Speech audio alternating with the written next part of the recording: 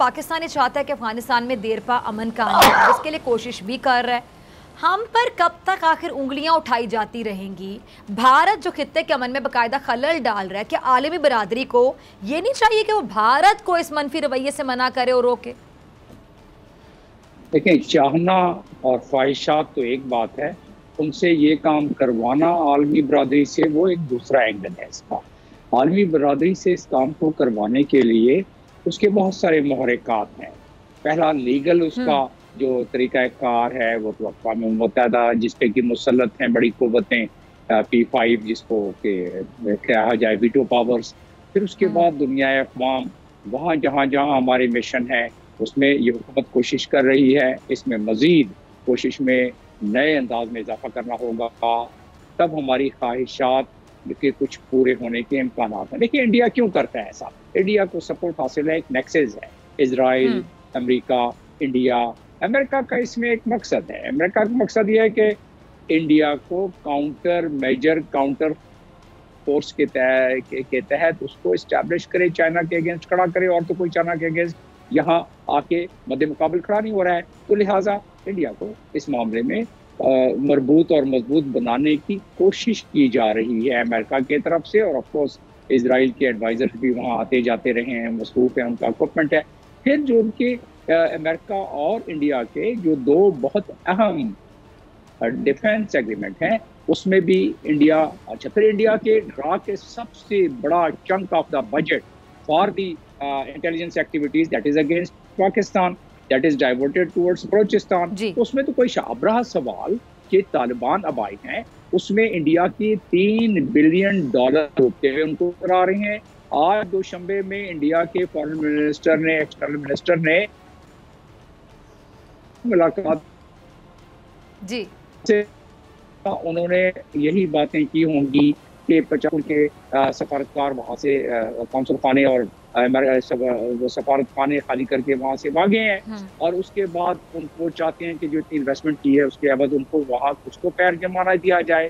बात यह है कि अब गनी एडमिनिस्ट्रेशन के पैर जमे तो किसी और को जमाने देना, तालिबान तो उनको पैर नहीं जमाने देते।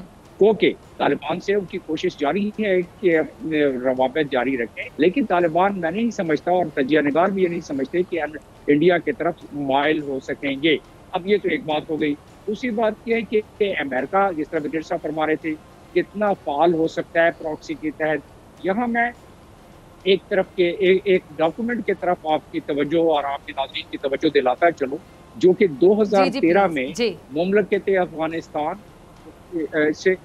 अफगानिस्तान और अमेरिका के दरमियान साइन हुआ था, जिसके तहत अमेरिका को ये अख्तियार हासिल है कि वो जिस वक्त जहाँ चाहे उतर जाए अफगानिस्तान में, जहाँ चाहे मिलिट्री कुमक पहुँचा दे, जहाँ चाहे वहाँ वो अपने के साजो सामान रख सके। तालिबान तो जब हुकूमत आएंगे तब आएंगे ना। तालिबान ने दुआ मुआहदे के तहत जो फरवरी लास्ट ईयर में हुआ है उसके तहत उन्होंने कहा था कि अफगानिस्तान में फॉरेन फोर्सेज नहीं होनी चाहिए, लेकिन अफगानिस्तान ने इजाज़त दी कि आप अपनी एम्बेसी को बचाने के लिए फोर्स रख सकते हैं। अब उस पर उन्होंने 650 की बात की है, जो कि 1100 तक वहाँ के सर्वेलेंस के लिए आज के दौरे जदीद में, दौरे हाजिर में सर्वेलेंस के लिए आपको इतने आदमी चाहिए नहीं होते हैं, उधर उसके आपको चाहिए होता है एम्बेसी का के लिए, और जहाँ जहाँ इनके सफारतखाने वहाँ इस किस्म के इक्विपमेंट मौजूद है, वहाँ उनको ऑपरेट करने वाले हैं। तो जहाँ तक नजरदारी रखने का ताल्लुक है, अमेरिका चाहेगा कि चाइना पे नजरदारी रखे,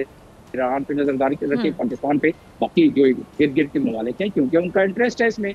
नजरदारी रखेंगे तो ईरान का न्यूक्लियर के हिसाब से पाकिस्तान जाहिर है अभी एक सही हमारे मामला हैं चाइना पर, इसलिए कि चाइना से ही कॉम्पिटिशन है। और फिर CPEC का जब मामला आता है, CPEC का मामला जाता है, तो एक पत्थर से यानी कि किलिंग 2 बर्ड्स विद 1 स्टोन।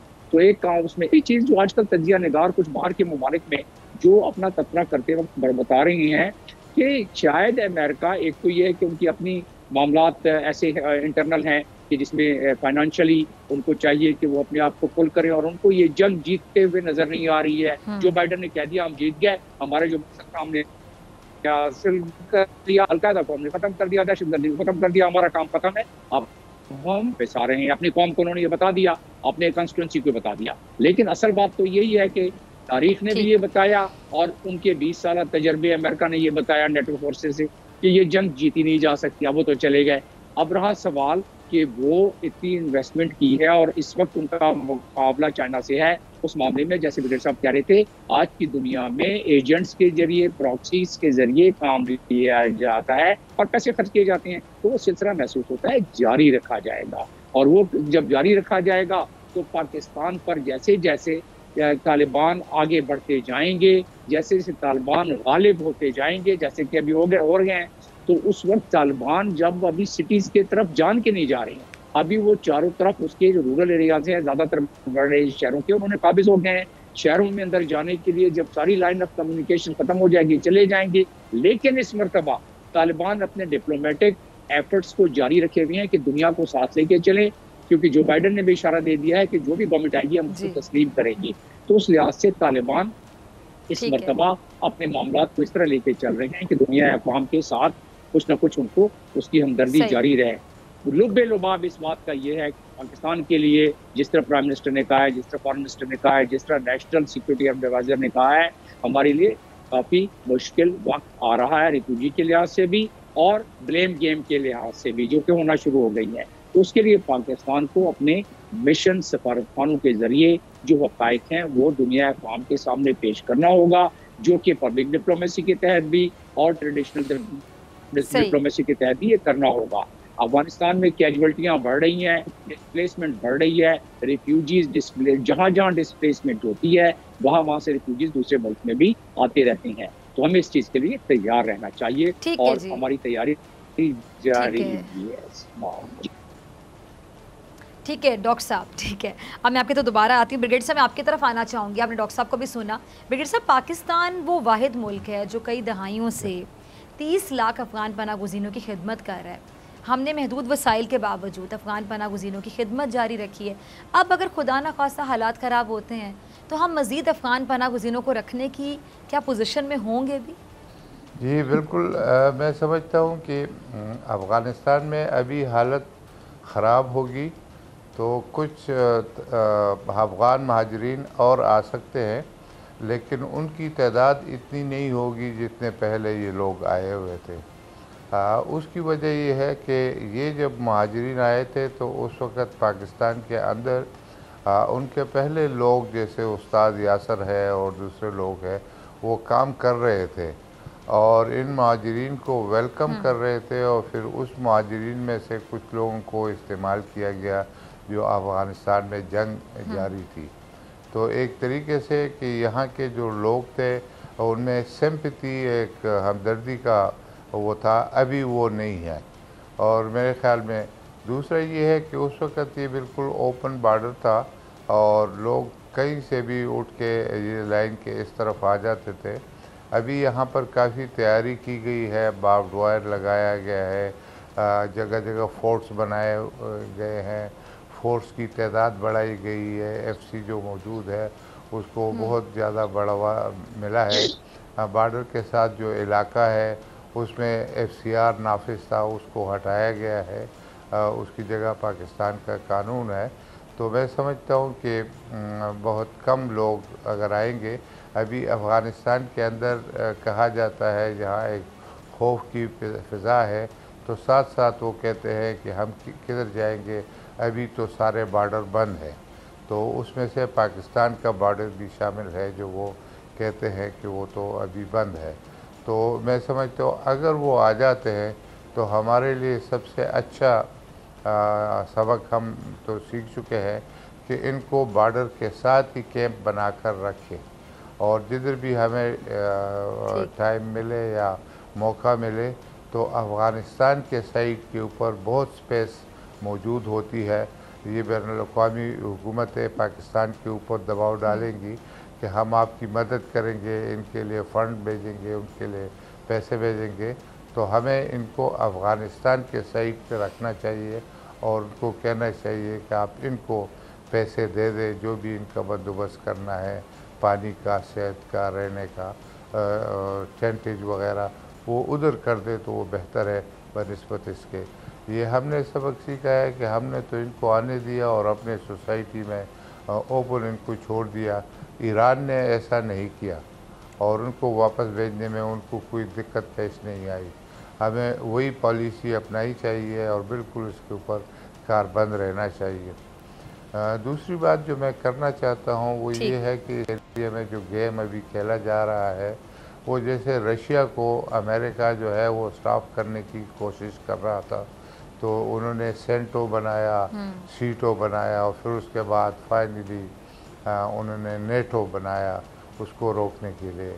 यहाँ पर उन्होंने इंडिया, जापान, ऑस्ट्रेलिया और अमेरिका मिल के एक ग्रुप बनाया हुआ है चाइना को कंटेन करने के लिए। यूएई में उन्होंने 50 के F-35 देने का वादा किया था, वहाँ पर एक मेजर मिलिट्री बेस बनाना चाहते थे, लेकिन जो मौजूदा सदर है उन्होंने उससे मना किया। और कतर में उनका एक बेस मौजूद है। अफ़गानिस्तान उनके लिए बहुत अहम था कि वहाँ पर वो मौजूद रहे, वहाँ से अभी वो पीछे हट गया है। तो इस तरीके से अफ़गानिस्तान, ईरान, पाकिस्तान जो है वो दूसरे कैंप में है और इससे आगे जो है वो पुल बांधने की कोशिश करेगा। किसी और मुल्क में वो कोई अड्डे वगैरह बनाएगा, लेकिन वो इसमें कामयाब नहीं होगा क्योंकि चाइना या चाइनीज़ लाक है, वो तो कह रहे हैं कि हम तिजारत करना चाहते हैं। वो ये जो BRI बनाते हैं या CPEC बनाया हुआ है, हम तो तिजारत करना चाहते हैं, क्या आप तिजारत से रोकेंगे? और मेरे ख्याल में जंग अज़ीम दोम के बाद जितनी भी ट्रीटीज़ बनी हुई है, वो जनेवा कन्वेंशन है, दूसरे हैं, उसमें ट्रेड को अवलियत हासिल है कि उसको इजाज़त हो। इंटरनेशनल ट्रेड रूट्स है कि उसके साथ कोई छेड़खानी नहीं करेगा। सी लेन्स है तिजारत के लिए, उसको छेड़खानी नहीं करेगा। तो जंग के उसूल जो है वो चेंज नहीं कर सकता अमेरिका, और क्योंकि वो तो अपने फोर्सेस के साथ अपने लिए मिलिट्री बेस बना के या सी के अंदर जो सी प्लेटफॉर्म उनको अवेलेबल है वो समझते हैं कि वो चाइना को डराएंगे वगैरह वगैरह, इंडिया के थ्रू डराएंगे। मेरे ख्याल में ये सारा गेम इधर शुरू होगा कि चाइना को कैसे कंटेन किया जा सके, लेकिन चाइना चूँकि कॉमर्स के साथ, ट्रेड के साथ एडवांस कर रहा है, अपनी जंगी बेड़े के साथ नहीं, तो मेरे ख्याल में उनको रोकना मुश्किल होगा। ठीक है जी, आपकी तरफ आना चाहूँगी मैं डॉक्टर जमील।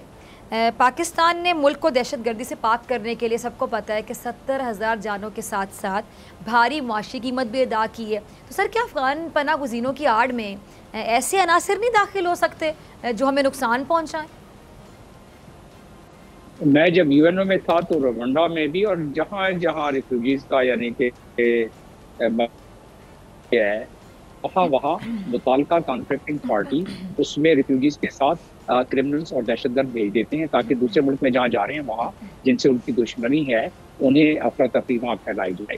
तो बिल्कुल ऐसे ही है, पहले भी ऐसा हुआ है और अब भी ऐसा होने का एहतमाल है, जिसका कि जिक्र हुकूमती इदारों ने पहले ही कर दिया है कि यस ऐसा होगा।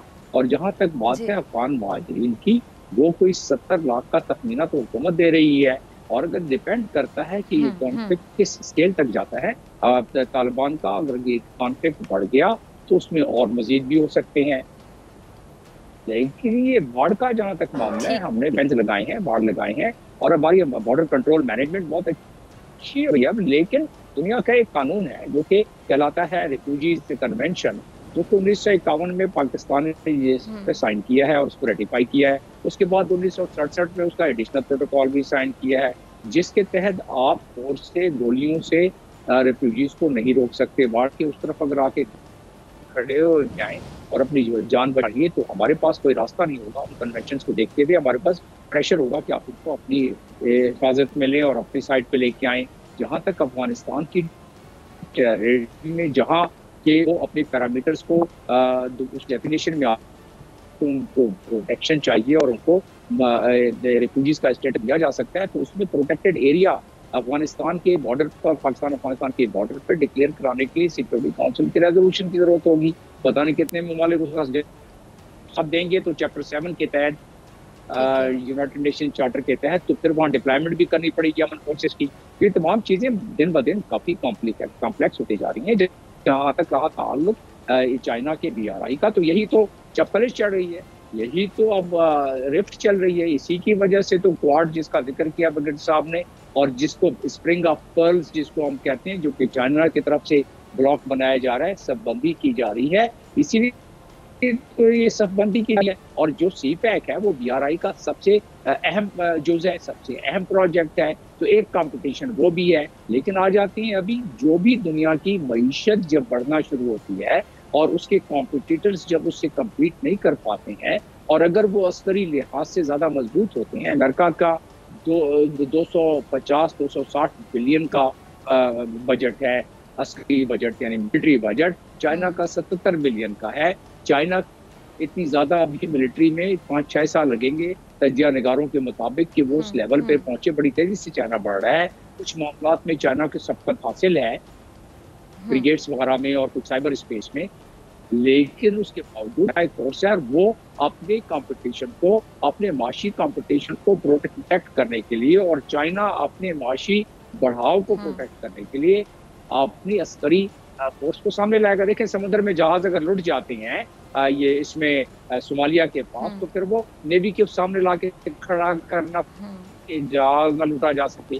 तो हर तजारती को सेफ गार्ड करने के लिए मालिक फिर उसको अस्करी कुव्वत से भी करते हैं। तो मेरा कहने का इन तमाम चीज़ों को बयान करने का मकसद है, और UN चार्टर और बाकी चीज़ों का हवाला देने के, एक तो ये जो चाइना और अमेरिका का चप्पलिश बढ़ती जाएगी। और अब जो तजिया निगार ये भी कहते हैं कि जिस तरीके से अमेरिका निकला है इस खत्ते से, एक तो जो भी कंपल्शन उसके अपने मुल्क की है, और जो भी मामला मैंने इससे कबल बताए, उसके अलावा इस वक्त वो अमेरिका 2-3 एडवांटेज हासिल कर रहा है। थोड़ी सी डिस्टेबलाइजेशन हो और वहाँ भी, और थोड़ी सी पाकिस्तान में अगर डिस्टेबलाइजेशन होती है, तो खुद ब खुद उनका एक मकसद हल हो जाता है, और वो है BRI का और CPEC का भी। उस लिहाज से उसके कंपटीशन जो वो कर रहा है उसमें भी, तो वो तमाम चीज़ें जो हैं अगर देखा जाए तो बहुत सारे फैक्टर्स ऐसे शामिल हो गए हैं जो मामले को बहुत ज़्यादा कॉम्प्लिकेट और कॉम्प्लेक्स करते जा रहे हैं, जिसका कि अहाता और तजिया किया गया है। और इसीलिए प्राइम मिनिस्टर ने जब असेंबली में तकरीर की है, उस वक्त कहा है कि हमारे लिए बहुत मुश्किल अय्याम आ रहे हैं, टफ डेज आ रहे हैं हमारे लिए, और बाकी मिनिस्टरों ने भी जो उसका जिक्र किया है, यही वजूहात है और जिसकी तैयारी जोरों शोर से हुकूमत करने की कोशिश कर रही है। अब किस हद तक, किस स्केल तक ये बात जाती है, ये वहाँ के ज़मीनी हालात बताएंगे अफगानिस्तान में। और ज़मीनी हालात इस वक्त वो 90 की दहाई वाले नहीं हैं। ज़मीनी हालात में इस वक्त रीजनल प्लेयर्स बिल्कुल इन्वॉल्व हो गए हैं, जिसमें कि रशिया, चाइना, जिस तरह के हम अभी डिस्कस कर रहे थे, ईरान, पाकिस्तान, उनकी इन्वॉल्वमेंट, इंटरेस्ट और इन्वॉल्वमेंट ज़्यादा हो गई है। तो उस लिहाज से हमारे सब्सक्राइब करें और बेल दबाएं ताकि कोई खबर रह न जाए।